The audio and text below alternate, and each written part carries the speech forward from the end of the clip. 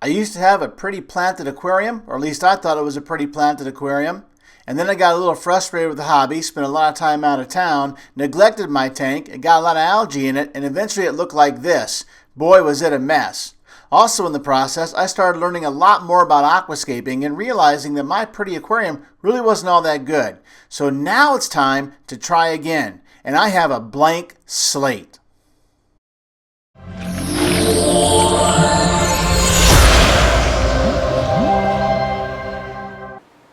Hey everybody, welcome back to Ted's Fish Room. This is the first video I've done since completing the Columbia 2016 series. Thank you for watching that video, but now the time has come to start working on some things in my hobby again. I will admit, I have been a little neglectful, as you can see by the state of the planted aquarium that was in my living room. About a year ago, I did a big overhaul on that tank. It was a lot of fun, it looked really good for a while, and then I started having some problems. I tried to fix it. Those fixes didn't work out very well. So now I've decided to completely rescape the whole thing, and that's what we're going to work at today. So here's what I've got, is a blank slate. All we're going to do in the video today is work on the hardscape. Now I'll take you over there closer to show you some aspects of that when we get closer to doing it. I've got my materials gathered. There's some red flint sand.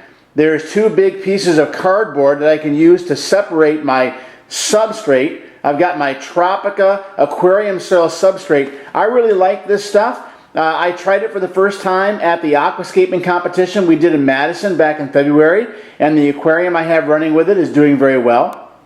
And I'm going to use lava rock, and that towel is roughly the layout that I've already tested inside the aquarium, so I know where the rocks go. And then I also have some driftwood pieces, or this is manzanita wood pieces, that are going to go into the aquascape as well. I've already figured out what I want to do with my hardscape layout. I did that by taking a couple days and moving the rocks and the driftwood around, taking some photos, taking some video, and looking to see what I like, tweaking it here and there until I got it exactly the way I wanted it.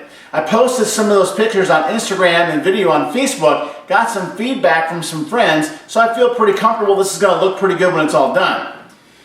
Okay, time out. That sounds just a little bit too simple. To get from here to here took a lot more planning and thinking than just throwing it all together a few times and rearranging some things. Last time that I aquascaped this tank, I did not take into account some of the basic principles of design. This time, I'm not going to make that mistake.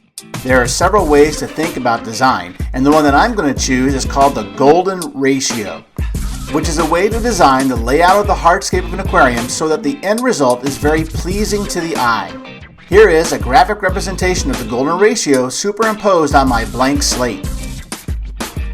Here is my first attempt at an aquascape for this aquarium. I want a disappearing path, so I created that canyon gap in between the piles of lava rock. And the golden ratio works out pretty well with this design. As you can see, the focal point on the lower right is right in the middle of the rock pile, and the manzanita wood follows the curve pretty well. The problem with this particular aquarium though is it's a 75-gallon tank, and the overall ratio is a little long for the height and the width. So it has a lot of dead space. One of the pieces of feedback I got was that canyon was far too narrow to have a good disappearing path. So back to the drawing board. This is my second attempt. This time around, I did away with the disappearing path and decided to go with a big pile of lava rock at one end of the tank, tapering down to a much more open area on the left. The golden ratio in this layout is pretty spot on. One thing I don't like about it is that your eye is carried to the left and never gets pulled back to the right. And the second layout didn't have the disappearing path that I really would like to have in this aquascape. So it was back to the drawing board, back to the idea of two different piles of rock, using that manzanita to draw the eye to different directions in the aquarium. This is what I came up with, and I'm pretty happy with it. One of the problems, as I mentioned before, is that a 75-gallon aquarium is actually too long for the height, so it's hard to get the golden ratio perfect. When the layout is a little bit too long, it's really important to have something to draw the eye back to the center of the aquascape. And that is what the manzanita piece on the left side of the aquarium does. Now with a solid plan, tear it all down and get started putting it all back together again. One thing that I did was I left this egg crating in the tank. This is the base for some of the heavier pieces of hardscape. The problem is I want my hardscape to sit way up high in the aquarium, but I don't want big, huge pieces of lava rock. So by using this egg crating, I can get them up off the bottom. I left the egg crating in here, and I'm going to then put the rocks back on it, but I have to do something first. I'm going to take some sand and I'm going to pour it into the egg crating to kind of hold it in place and to take up any airspace. That Tropica aquarium soil, they don't give it away. So I need to conserve as much as possible. So by taking up some of the space underneath where no plants are going to grow with sand, I can use less aquarium soil. So let's go ahead and put some sand in.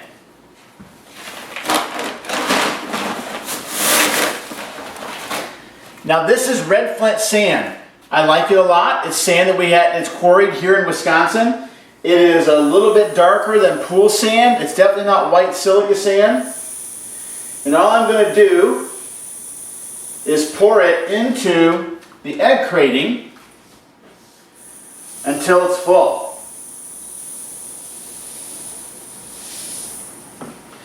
So this will take a few minutes to do. Using the sand inside the egg crating does a couple things. One, it adds some weight to this, so now it's not going to slide around when I start to put on the hardscape. Also, it takes up a little bit of the space in there, so I don't have to use that aqua soil. And you may not seem like it's a lot, but actually put enough sand there, it probably equals 1 bag or more of this aqua soil. So that's a pretty significant savings by using just a little bit of sand that's just going to be underneath everything. So the next thing I'm going to do is I'm going to start laying in some of my hardscape.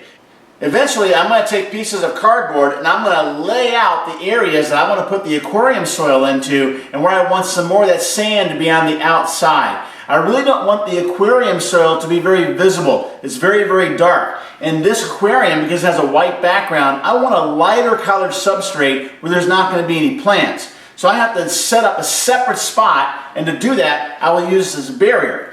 But before I put the barrier in, I'm going to start putting in some of the bigger pieces of hardscape because it's hard to get them in with the barrier. It's much easier to get the barrier around the big hardscape once it's already in.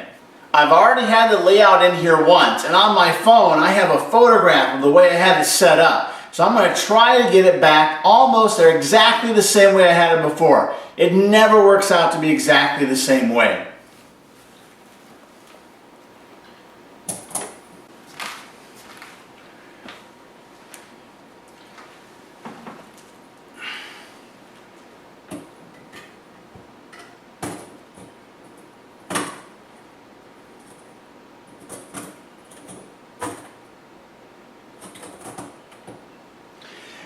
As I'm laying in the hardscape, I am leaving space behind those larger boulders so that I can put plants behind them. I used to put the hardscape right up against the back, but one of the things about aquarium aquascaping you got to pay attention to is depth. And you want to be able to produce some depth in the aquascape, and to do that you got to bring your hardscape closer to the front so you can put things behind.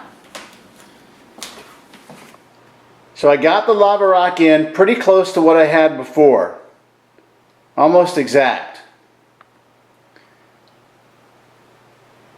So the next step is to put in those white pieces of cardboard and then start to put in the aquarium soil. So what I'm going to do is I'm going to put in this piece of cardboard to surround this island of rock so I can put my aqua soil in it. This gap right here in the middle, I want to leave that clear so that I can put a different color sand in.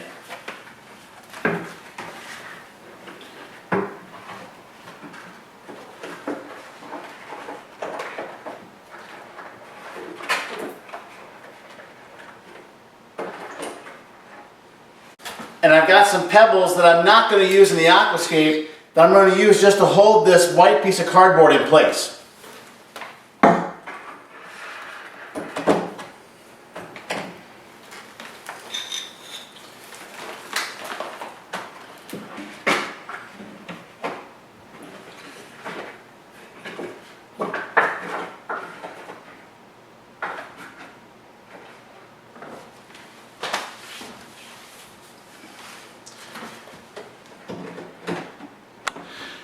As you can see, those rocks are now completely surrounded by the cardboard. This one goes all the way back into the corner because I want the substrate to go all the way back there.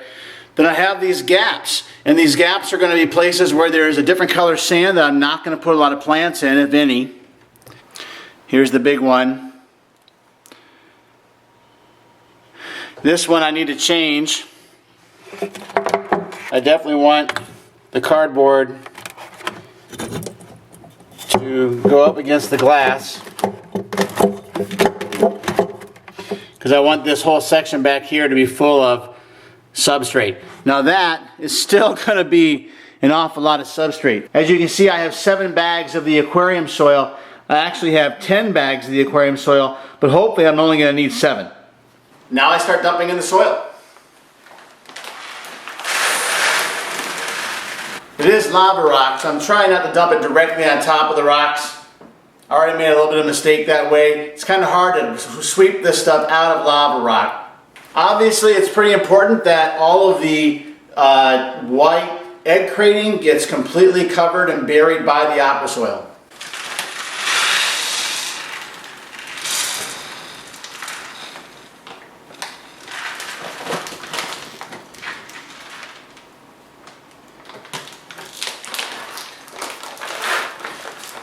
Okay, so I used 4.5 bags just on the big pile of rocks. Now I got to put some on the little pile of rocks.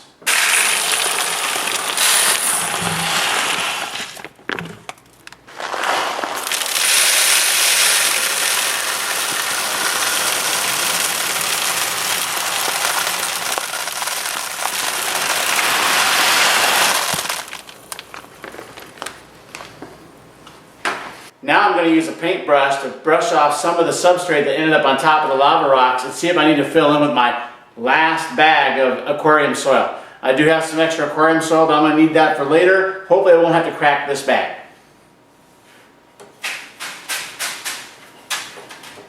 Now some of the lava rocks got a little too buried, so I'm going to very carefully lift them up, shake them off, and get them a little more on top of the substrate. But I don't want to lift them up entirely because that wouldn't look natural either. I want them to look like they're buried in the substrate. I have very purposefully left gaps in between the rocks so there's substrate between them. Most of the rocks are not touching each other because my aquascaping with plants is going to involve putting plants in between the rocks. So it's not going to be quite as austere as just seeing the rocks and the substrate. There's going to be lots of plants in there too.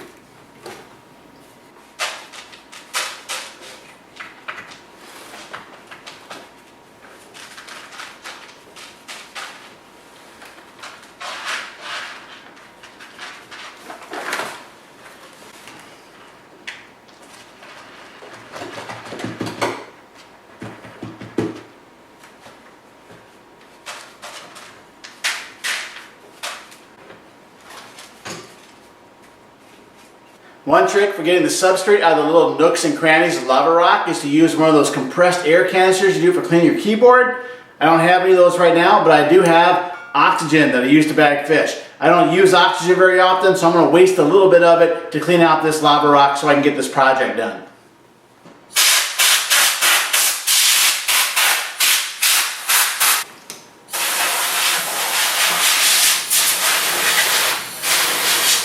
It's also pretty good for uncovering some of the rocks you buried with the substrate.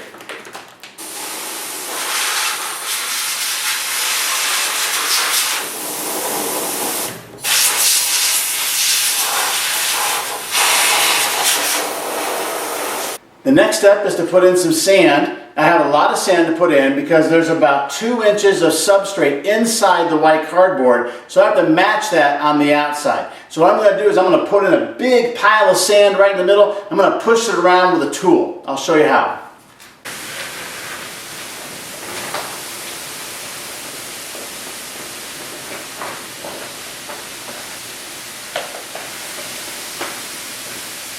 We'll see if that gets us started.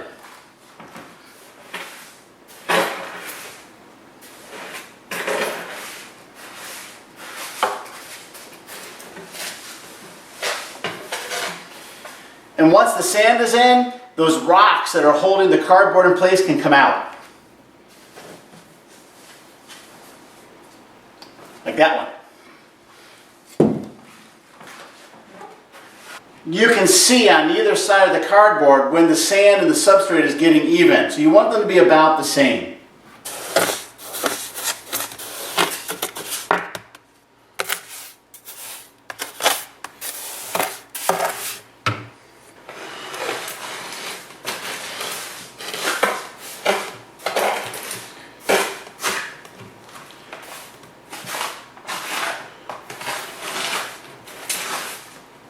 Now that the sand is in place, the cardboard can come out very carefully.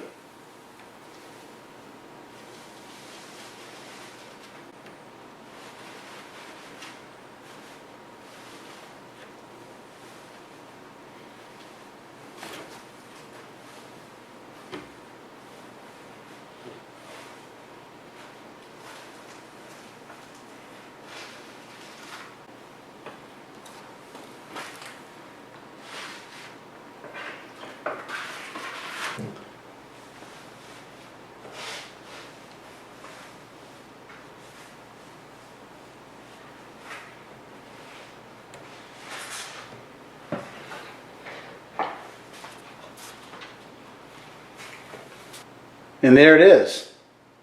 The lava rock hardscape with the substrate is in place. I've just got a little bit of pushing sand around to make it even.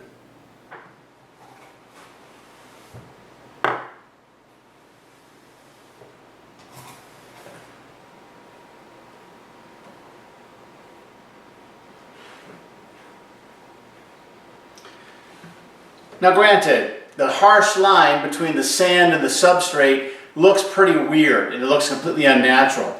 But all that's going to be softened and covered up by the plants that go in here.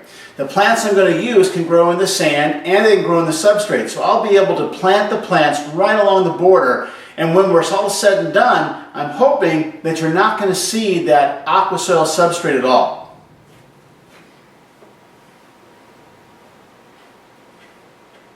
So the last thing I'm going to do right now for this video is I'm going to put in the manzanita wood. I'm not going to leave it in because I'm actually going to glue some plants to this manzanita as I'm planting the tank. But I want to try to get an idea of how this aquascape is going to look once it's all done.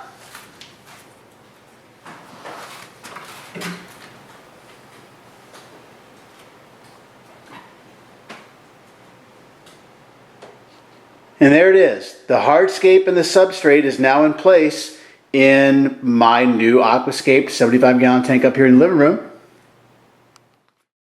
So let's compare it to the golden ratio and see how it looks. Overall, it looks pretty good. Again, that same problem with the tank being very, very long. The only thing I don't like about this layout is that the sticks on the right are too evenly spaced and the sticks almost look like parallel lines. That's got to change. I like this a lot better. The three pieces of manzanita on the right are bunched together in a much more natural arrangement, and they also adhere to the golden ratio. While the piece of manzanita on the left-hand pile, which is kind of out of the ratio, is pointing your eye back to the center of the aquascape. I suspect that after I put some plants on these pieces of manzanita, their arrangement is going to change a little bit again. Here are some links back to the video series of when I aquascaped this same aquarium a year ago. I have a much better understanding of how hardscape should be laid out now. Thank you for watching Ted's Fish Room.